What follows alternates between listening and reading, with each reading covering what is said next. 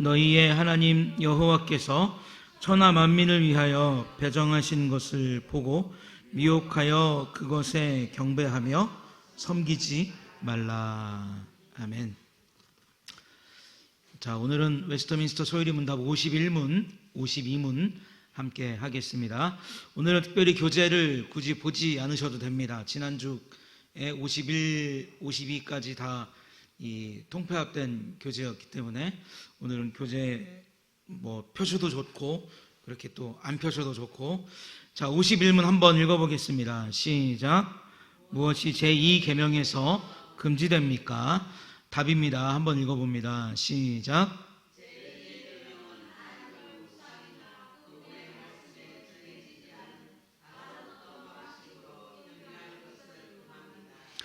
52문 함께 읽어봅니다. 질문입니다. 시작. 답입니다. 함께 읽겠습니다.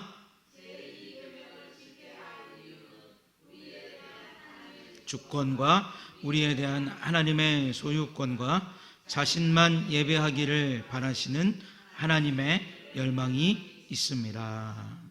아멘. 한 남자와 한 여자가 이제 있습니다. 서로 요즘 하는 말로 썸을 타는 그런 관계, 옛날 말로 하면 데이트하는 관계, 그런 관계에 남녀가 있었는데 남자하고 여자하고 이제 가위바위보를 해서 딱밤 맞기를 했어요. 딱밤 맞기를 했는데 남자가 이겼습니다. 그러면 살살 때려야 될까요? 세게 때려야 될까요? 그렇죠. 살살 때려야 됩니다. 이거는 만고진리예요. 만고불변의 진리입니다. 그런데 이 남자가 어떻게 했냐면 눈치 없이 세게 팍 때렸어요. 그랬더니 이 여자가 딱 하는 말이, 너는 나랑 밥 먹을 때 시시콜콜한 거 다 나오는 거야. 이제 밥 먹을 때 내 수저랑 포크를 챙겨줘 본 적 있냐? 단 한 번이라도 밥 먹을 때 나한테 먼저 물을 따라준 적이 있냐? 그리고 내 식탁을 먼저 정리해 준 적 있냐?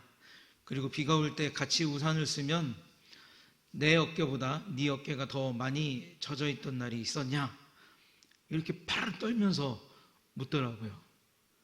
그리고 마지막에 이 여자가 하는 말이 무엇이었냐면, 어떻게 사랑하는 여자의 딱밤을 그렇게 세게 때릴 수 있냐? 어떠십니까, 여러분? 세게 때릴 수 있겠습니까?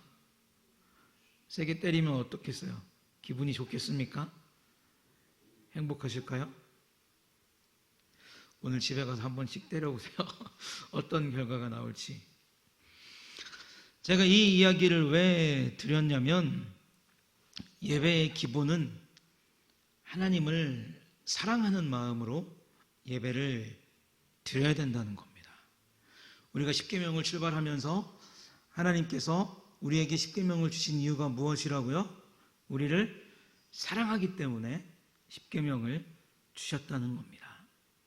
그래서 하나님은 우리가 먹고 입고 마시기에 불충분한 환경 속에서 살지만 그래도 그것들을 충분하게 제공해 주시고, 또 우리가 어려움 속에 노출될 때면 그 어려움에 비를 맞지 않도록 우리에게 우산을 이렇게 기울여 주시는 분이 하나님이시라는 거죠.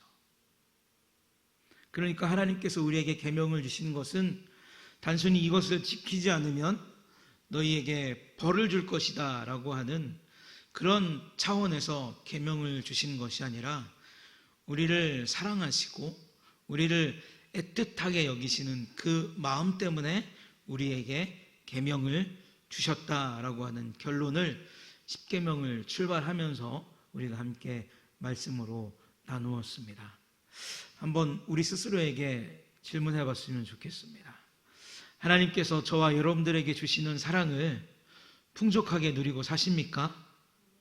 하나님께서 지금 주시는 사랑에 만족하십니까? 만족하지만 더 많이 주실 것을 확신하면서 조금의 목마름과 갈증이 있으십니까? 아멘. 우리는 다 하나님께서 우리에게 풍족하게 해주시고 하나님께서 우리에게 좋은 것을 주시되 앞으로 주실 것까지 소망하면서 목마름을 느끼는, 하나님의 은혜에 목마름을 느끼는 그런 삶을 살아가고 있습니다. 그런데 이거를 이제 바꿔놓고 생각을 해보면 하나님께서 우리를 사랑하시는 만큼, 하나님께서 우리에게 베풀어 주시는 만큼 어떤 1대1 맨투맨의 관계가 돼서 우리가 하나님을 기쁘게 할 수는 없어요. 우리가 하나님을 항상 즐겁게 해드릴 수는 없습니다. 우리가 항상 하나님께서 만족하실 만큼 완벽한 예배를 드릴 수 없어요. 그러나 우리가 정말 부족하지만 하나님을 사랑한다면, 부족하지만 하나님의 사랑에 감사하고 싶다면 한번 따라하겠습니다. 예배의 기본은 하나님을 사랑하는 마음으로 하나님의 방법대로 드려야 합니다.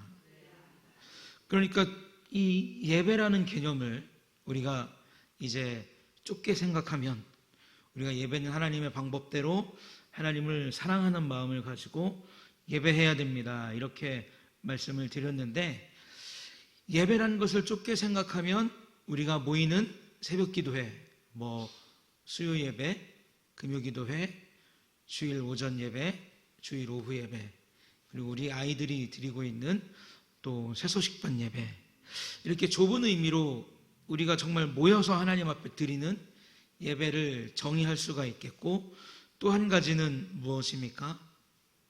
하나님 앞에 살아가는 우리의 삶을 예배로 놓고 본다면, 우리가 하나님 앞에 살아가는 이 삶의 모습까지도 예배로 놓고 본다면, 하나님께서 우리를 보실 때 사랑스러운 느낌과 사랑스러운 감정과 사랑스러운 마음을 가지고 우리의 삶을 바라보신다면, 그 삶은 예배자로서 성공한 삶이고, 그 삶은 하나님께서 기쁘게 받으시는 삶입니다.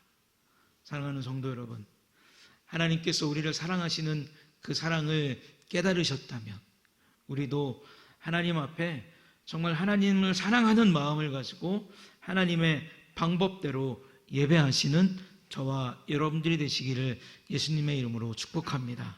그리고 예배의 지경을 넓혀서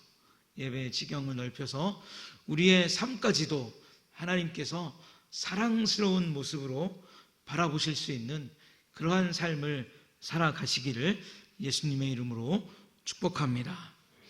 그런데 하나님 앞에서 하나님께서 원하시는 방법대로 하나님이 기뻐하시는 예배를 드리지 못하는 폐해들이 성경을 보면 곳곳에 등장을 합니다. 우리 사무엘상 2장 17절을 한번 보면, 한번 읽어볼까요? 시작. 이 소년들의 죄가 여호와 앞에 심히 크면 그들이 여호와의 제사를 멸시함이었더라. 이렇게 나오죠. 여호와의 제사를 멸시함이었더라. 하나님께 드리는 예배는 귀중한 것입니까? 귀중하지 않은 것입니까? 굉장히 귀중한 것이죠. 그래서 우리가 오늘 수요일 밤이기 때문에 벌써부터 전조 증상이 이렇게 보여요. 묵상의 전조 증상들이 딱 보입니다. 시작한 지 15분밖에 되지 않았는데 점점 눈을 감으시고 묵상의 세계로 빠져드시려고 하시는 그 전조 증상이 보여요. 그러나 어떻습니까? 하나님을 예배하고자 하는 마음이 있기 때문에, 하나님을 사랑하는 마음이 있기 때문에, 예배를 귀중하게 여기는 마음이 있기 때문에 우리가 쉬고 싶고 우리가 조금은 편안하고 싶은 그 욕심을 다 뿌리치고 하나님 앞에 오신 줄로 믿습니다. 오늘 깜짝 놀랐어요. 6시 반 됐는데 우리 김영진 집사님하고 정변 집사님 오셔가지고 저는 시계를 잘못 본 줄 알았어요. 7시 반인 줄 알았어요. 6시 반인데 오셔서 앉아서 기도하시고 예배 준비하시고, 또 우리 장로님하고 또 권사님도 오셔서 예배 준비하시고, 이렇게 예배를 준비하는 그런 모습을 이렇게 딱 보면서, 정말 오늘 예배가 늘 그래왔듯이 하나님께서 기쁘게 받으시고 즐거움을 가지고 받으시되 더 큰 기쁨과 더 큰 즐거움을 갖고 예배를 받으시겠구나라고 하는 그런 생각을 하게 됐습니다. 아멘이십니까? 그런데 이들은 하나님 앞에 제사를 멸시했다 이렇게 말하고 있습니다. 그들이 멸시했던 그 제사를 보면 그들은 하나님께 드릴 제물을 자신의 권위를 이용해서 멋대로 취했습니다. 사무엘상 2장 22절을 보면 한번 읽어볼까요? 시작.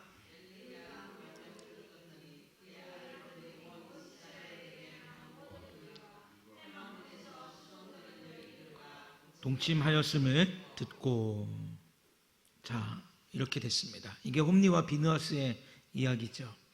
하나님 앞에 드려야 될 그 제물을 삶거나 구울 때 자기들이 먼저 가져가서 취하고, 하나님 앞에 드려야 될 기름도 자기들이 가져가서 취하고, 그래서 예배를 경멸하고 예배를 멸시했고, 또 2장 22절을 보면 어떻습니까? 회막문 앞에서 소종 드는 여인들과 동침했다라고 이야기했죠. 이것은 간음을 이야기하는 겁니다. 예배의 목적은 우리가 하나님을 사랑하는 것을 표현하는 것이고 하나님 앞에 영광 돌리기 위한 수단이 예배가 되어야 되는데, 홈리와 비느하스에게 예배는 무엇이었습니까? 자기들의 지위와 권력을 이용해서 재물을 탐하고, 그것도 모자라서 자기들의 욕구를 해결하는 참으로 더러운 수단으로 전락시킨 것들을 오늘 사무엘상의 말씀을 통해서 우리가 볼 수 있습니다. 그래서 우리가 예배를 드리다 보면 물론 그것이 뭐 다 잘못됐다고는 말할 수 없겠지만, 특별히 너무 그 복에 포커스를 맞추고 예배를 드리는 그런 예배가 있어요. 복을 받는 것도 중요하고 하나님의 은혜를 누리는 것도 중요하지만 마치 그것이 예배의 전부인 것처럼 예배를 드리는 그런 예배의 모습을 우리가 만나볼 때가 있다는 겁니다. 그리고 또 어떠한 경우가 있냐면, 우리가 하나님 앞에 예물을 드리는 것은 예물을 드린 것 이상의 하나님의 은혜를 누리기 위함입니까? 아니면 하나님께서 우리에게 주신 것이기 때문에 마땅히 드릴 것을 드리되 하나님께서 채워주실 것을 믿고 하나님 앞에 드리는 믿음의 행위입니까? 믿음의 행위죠. 하나님께서 우리에게 채워주지 않으시면 안 드리시겠습니까? 드려야 되는 거예요. 당연히 드려야 되는 겁니다. 그런데 저도 이제 그런 어떤 헌금 기도라든가 봉헌 기도를 할까봐 굉장히 늘 조심하고, 그래서 그 예배의 기원과 또 헌금 기도를 제가 매일 안 써도 할 수 있는 기도고 안 써도 할 수 있는 그런 기원이지만 매일 며칠 동안 골머리 앓으면서 타이핑하고 또 지웠다가 다시 타이핑하고 이렇게 타이핑을 합니다. 그러면서 제 마음속에 자꾸 들어오는 생각이 뭐냐면, 하나님께서 주신 만큼 채워주시기를 바란다는 이 문구를 넣어야 될 것인가, 아니면 믿음으로 드립니다 라고 하는 문구를 넣어야 할 것인가 고민하게 될 때가 굉장히 많아요. 왜냐하면 우리가 하나님의 은혜에 갈망하고 살기 때문에, 하나님의 은혜를 얻고자 원하는 그런 갈망함이 있기 때문에 하나님 앞에 예배도 드리고 예물도 드리는 것이 사실이긴 사실이지만, 그렇다고 이것을 너찬히 꼭 하나님과 어떤 거래를 하는 것 같은 그런 느낌도 들고, 하나님께서 주셔야지만 우리가 드릴 수 있다는 어떤 그런 법칙 같은 것이 성립하는 그런 마음이 들어서 참 어떨 때는 굉장히 괴로울 때가 있어요. 그래서 다른 교회의 어떤 예배의 모습을 본다든가 다른 교회의 어떤 기도의 모습들을 이렇게 바라보면 열의 아홉 거의 대부분의 교회들이 이제 그러한 뉘앙스의 기도를 하나님 앞에 합니다. 물론 그것이 잘못됐다라고는 말할 수 없겠지만, 이러한 기도가 잘못 가다 보면, 잘못 쌓이다 보면 앞에서 말씀드린 것과 같이 마치 하나님과 우리가 어떤 대등한 관계에서 기브 앤 테이크를 주고받는 관계, 이런 관계가 될 수 있는 그런 또 위험성이 있고, 또 한 가지는 앞에서 말씀드렸던 것처럼 내가 하나님 앞에 드렸기 때문에 하나님께서도 반드시 나에게 주어야만 되는 어떤 이런 그 거래를 하는 그런 관계가 될 수도 있는 그런 위험성에 우리가 빠질 수도 있습니다. 하여간 그런 모든 것들을 이렇게 다 종합을 해서 결론적으로 우리가 살펴보면 우리가 드리는 예배의 모든 요소들과 모든 형식들은 하나님을 사랑하는 그 사랑을 표현하고 경외하는 마음을 표현해야 되는데, 그 예배가 변질되게 되면 내 어떤 지위나 내 어떤 권력을 이용해서 내 욕구와 사리사욕을 채우는 그러한 예배로 전락될 수 있다는 것을 우리가 오늘 사무엘상의 말씀을 통해서 함께 보게 됩니다. 자, 그러한 예배의 결과, 그러한 어떤 지위와 권력과 내 욕구의 남용, 표출, 이러한 것들의 결과가 어떻게 됐는지 우리 사무엘상 4장 17절의 말씀을 또 함께 보겠습니다. 시작. 당신의 두 아들 홈니와 비느하스도 죽임을 당하였고 하나님의 궤는 빼앗겼나이다. 아멘. 여기에 보면 두 가지 안타까운 사실이 나오지요. 제사장의 아들이 홈니와 비느하스가 죽었습니다. 죽었고 제사장도 어떻습니까? 그 소식을 듣고 일어나다가 넘어져서 목이 꺾여서 죽습니다. 그리고 비느하스인가요? 홈니인가요? 그 아내도 죽죠. 죽음의 결과가 나타난다는 겁니다. 예배를 등한시하고 예배를 어떤 나의 목적으로 삼고 예배를 나의 어떤 수단으로 삼았을 때 완전히 몰살해버리는 그런 모습을 우리가 만나게 되죠. 그리고 그것보다 더 중요한 것은 무엇이냐면 궤를 빼앗겼다는 겁니다. 궤를 빼앗겼다. 하나님을 예배할 수 있는 기쁨을 빼앗긴 거예요. 이제는 하나님을 예배할 수 없는 그런 처지가 된 겁니다.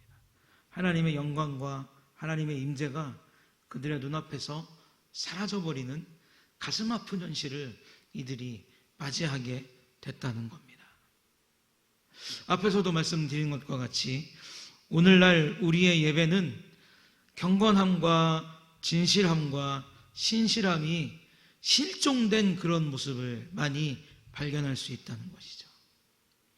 거룩하신 하나님의 예배를 우리의 입맛에 맞게, 또 우리가 추구하는 방향성에 맞게, 또 때로는 세상의 요구에 맞게 우리의 예배가 하나님의 손에 거부되는 안타까운 모양으로 자꾸만 변질되는 그런 모습을 보게 된다는 겁니다. 제가 여태까지 1년을 경상도에서 살면서 주민등록증이든지 운전면허증이든지 내면 다 충청도로 되어 있기 때문에 집이 경상도가 맞는지 계속 물어봤어요. 그래서 안 되겠다. 주민등록증도 이제 경상도 거로 바꾸고 운전면허증도 경상도 거로 바꿔야지. 그래서 사진을 찍으러 갔는데 잘 보이세요? 아이고, 드릴 수도 없고. 정면 집사님 하나 가져가서 돌려보세요. 빨리. 가져가서 돌려봐, 빨리. 네. 주는 이유가 있어요. 야, 나는 내가 이렇게 잘생긴 줄 처음 알았어. 네. 그 임직식 때보다 더 리얼리티가 있게끔 사진을 만들어 놨더라고요. 사진 찍을 분들은 저한테 개인적으로 물어보세요. 내가 번호 알려드릴 테니까, 위치도 알려드릴 테니까 개인적으로 한번 물어보세요. 우리 뒤에 김경희 권사님 한번 보여드리고. 뿌샵 했죠? 그러니까 저렇게 나오지. 한번 보세요. 아주 잘 나왔습니다. 그쵸? 사진이 훨 낫죠? 네. 자, 우리 조옥순 집사님 한번 보세요. 네? 근데 확인 안 하게끔 만들어 놨어요.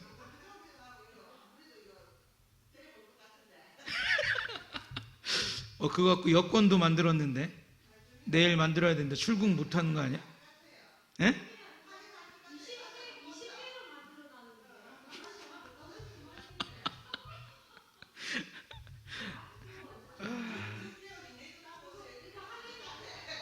확인할 것 같아요.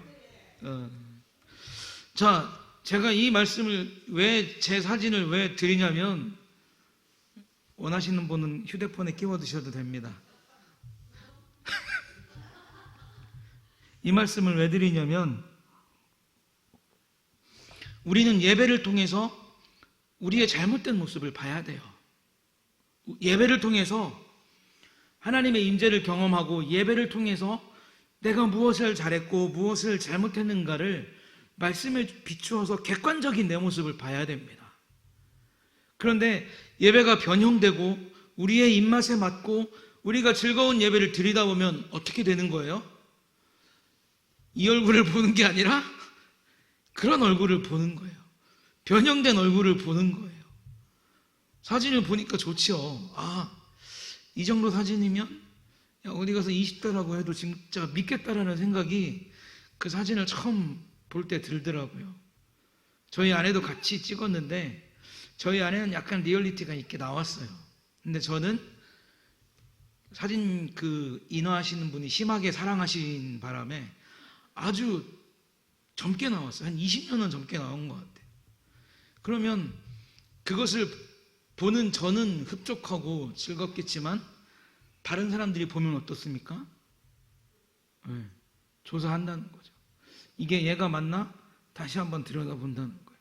그 얘기는 뭡니까? 우리가 그리스도인의 모습을 가지고 살지만, 우리가 하나님을 예배한다라는 모습을 가지고 살지만, 다른 사람들이 내 모습을 보고 저 모습이 정말 예배드리는 사람의 모습일까? 저 모습이 정말 하나님 섬기는 사람의 모습일까? 다시 한번 쳐다보는 그런 예배를 우리는 드리게 될 위험성에 빠지게 된다는 거예요. 그런 위험성이 너무나 농후하고 너무나 짙어져가는 세대를 지금 우리가 살아가고 있다는 겁니다. 제가 이제 명함도 몇 장씩 드린 분들이 있고, 또 예전에 그 부교육자 사역하면서 이메일을 여기저기다 이렇게 뿌려놨는데, 어느 조명회사에서 이메일이 하나가 왔어요. 조명회사에서 이메일이 하나가 왔는데, 자기들이 이제 공사한 교회의 조명들을 쫙 보여주면서 예배를 한층 더 은혜롭게 드릴 수 있다. 예배를 한층 더 품격 있게 드릴 수 있다. 더 집중하는 예배를 드릴 수 있다. 이렇게 해가지고 이메일이 하나가 왔는데, 이거는 정말 예술이더라고요. 그렇게 하고 싶더라고요. 그렇게 만들고 싶더라고요. 그런데 지난주엔가 제가 말씀드렸던 것과 같이 그때 무슨 책이 딱 스쳐갔냐면, 제가 한번 말씀드렸을 거예요. 미국제 영성에 속지 말라라고 하는 그 책이 제 머리를 딱 스치고 갔습니다. 거기에 보면 말씀드렸던 것과 같이 넓은 예배당, 쾌적한 실내, 그리고 좋은 음악, 또 엘리베이터, 주차장, 그리고 좋은 식당, 카페, 그리고 거기에 조명까지 이렇게 들어가 있거든요. 그러니까 그게 있으면 예배가 훨씬 더 감각적인 예배가 될 수 있고 영적인 예배가 될 수 있다.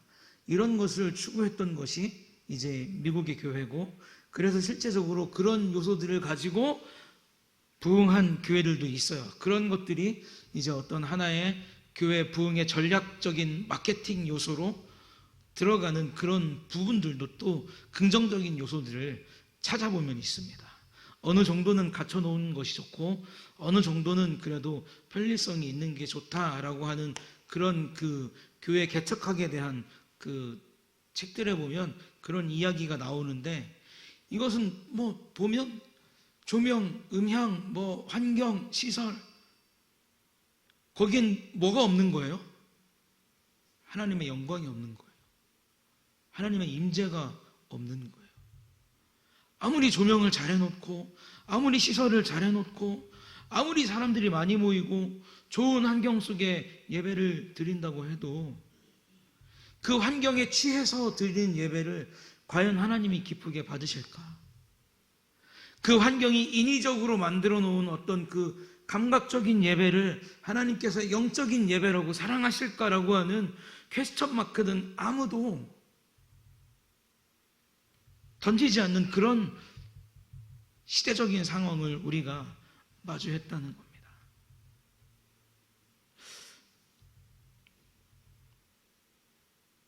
하나님은 우리를 열망하신다라고 이야기했어요. 하나님은 우리를 열망하신다. 자, 그러면 바꿔서 생각해 봅시다. 예배당 올 때 매일 빨아입은 거 말고 새 옷, 신발도 매일 새 신발, 머리끝부터 발끝까지 맨날 제일 좋은 곳으로 꾸미고 그렇게 와야지만 하나님께서 너희들의 예배의 진정성을 내가 받아주겠다라고 한다면 우리가 과연 이 중에서 몇 %나 성공한 예배를 드릴 수 있을까요? 하나님은 마음의 중심을 보신다 그랬는데 마음의 중심을 보신다 하셨던 하나님께서 야, 너 머리가 안 됐기 때문에 너의 예배는 안 받을 거야. 옷 오늘 새벽에 입고 나왔던 거랑 똑같네. 지난 주일에 입고 나왔던 거랑 똑같네. 예배 안 받을 거야. 신발 금요일날 신고 나왔던 거랑 똑같아. 예배 안 받을 거야. 내가 우스워 보여? 이런 말씀을 하신다면 우리가 하나님 앞에 예배 드릴 맛이 날까요? 나지 않을까요? 예배 드릴 맛이 나지 않겠죠. 중심을 보시는 하나님이 중심이 아니라 겉껍데기에 치중하셔가지고 그러면 아마 저는 죽을 때까지 예배 드려도 하나님께서 제 예배는 안 받으실 것 같아요. 우리가 드리는 예배, 우리가 사랑한다고 그 고백하는 하나님, 그래서 우리가 모이는 이 예배당, 시설과 환경, 그것이 뛰어나야지만 하나님께서 임재하시고 어떤 예배가 더 영적인 감각 있는 그런 예배가 된다고 우리가 판단할지라도 하나님은 그 예배를 거부하시리라 저는 확신합니다. 저는 하나님이 그 예배 안 받으실 거라고 저는 확신해요. 있으면 좋지만 없으면 어쩔 수 없는 그러한 요소들이 되어야 되는데 너무나 많은 것들을 갖춰야 되고 이제 하다 못해가지고 교회에 애완견 그 보관해주는 그런 것도 갖다 놓는 교회들이 있다 그래요. 그러면서 거기다가도 목사 설교하는 걸 이렇게 틀어준대요. 개한테 예배드리라고. 이제 그런 시대가 왔습니다. 입맛에 맞춰주는 거예요. 계속 사람들의 입맛에, 사람들의 요구에 계속 그 입맛을 맞춰주다 보면 그 예배는 누가 없는 거예요? 주인이 되셔야 되고 왕이 되셔야 되는 하나님은 안 계신 거고 사람만이 왕이 되어서 받지 않는 하나님을 향한 공허한 예배를 드리는 그런 현실을 우리는 마주할 수밖에 없다는 겁니다. 요한복음 4장 24절을 보면 하나님은 영이시니 한번 읽어보겠습니다. 시작. 하나님은 영이시니 자, 이것이 뭐냐면 하나님께서 받기를 원하시는 예배의 실체라는 겁니다. 이 예배의 실체는 뭐가 있어야 돼요? 우리의 영이 함께 예배해야 된다는 거예요. 그리고 우리가 무엇으로 예배해야 된다는 겁니까? 진리로 예배해야 된다는 거예요. 살아계신 하나님의 말씀을 가지고 예배해야 된다는 겁니다. 그것이 하나님께서 받기를 원하시는 예배의 실체라는 거죠. 그리고 로마서 12장 1절을 보면 그러므로 형제들아 내가 하나님의 모든 자비하심으로 너희를 권하노니 너희 몸을 하나님이 기뻐하시는 거룩한 산제물로 드리라. 이는 너희가 드릴 영적인 예배니라. 앞에서 말씀드렸던 우리의 삶의 영역까지 예배를 확대했을 때 하나님께서 우리에게 기대하시는 예배, 우리의 삶, 그런 것들이 이 로마서 12장 1절에 다 담겨 있다는 겁니다. 우리가 인생을 살아가는 목적은, 그리고 하나님께서 우리를 이 땅에 보내신 목적은 하나님의 피조물임을 우리가 감사하고 그 감사한 마음을 가지고 하나님의 영광을 반영할 그런 존재로 우리가 이 땅을 살아야 합니다. 이는 우리의 소유권이 하나님에 있다라고 하는 것을 인정할 때 가능한 예배고, 하나님께서만 우리의 예배를 기뻐하시고 하나님께만 우리의 예배를 드려야 한다라고 하는 예배에 대한 확고한 정의가 있을 때 가능한 예배라는 겁니다. 앞에서 말씀드렸죠. 내가 사랑하는 방식은 세게 때리는 거야. 세게 때리는 게 너 사랑하는 거야. 그러면 그 세게 맞은 여자는 그것을 사랑으로 받아들일까요? 받아들이지 않는다는 거죠. 온갖 서운했던 것들이 다 나타나게 된다는 겁니다.